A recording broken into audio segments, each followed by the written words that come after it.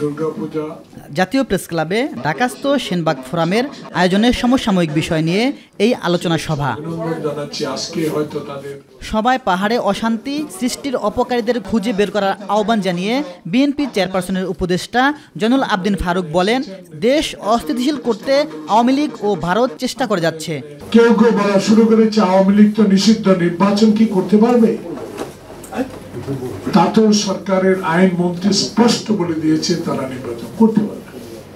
এইসব বিষয়গুলো নিয়ে একটা খোলাটে পরিবেশ সৃষ্টি করা হচ্ছে যে পাহাড়ি অঞ্চলে অশান্তি কারা সৃষ্টি করছে, এটা খুঁজে বের করতে হবে। এদিকে প্রধান উপদেষ্টার সফর সঙ্গী হিসেবে যুক্তরাষ্ট্র সফর শেষে ঢাকায় ফিরে সাংবাদিকদের সঙ্গে কথা বলেন তারেক রহমানের পররাষ্ট্র বিষয়ক উপদেষ্টা হুমায়ুন কবির।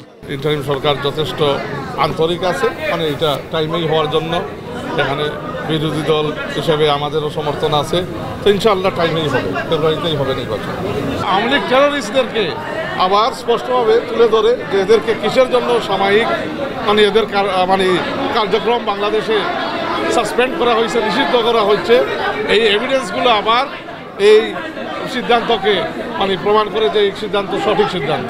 হুমায়ুন কবির বলেন, ঘোষিত সময়েই অনুষ্ঠিত হবে নির্বাচন, ভোট হওয়া নিয়ে কোনো শঙ্কা নেই বিএনপির। ওখানে প্রোটোকলের দায়িত্ব ছিল।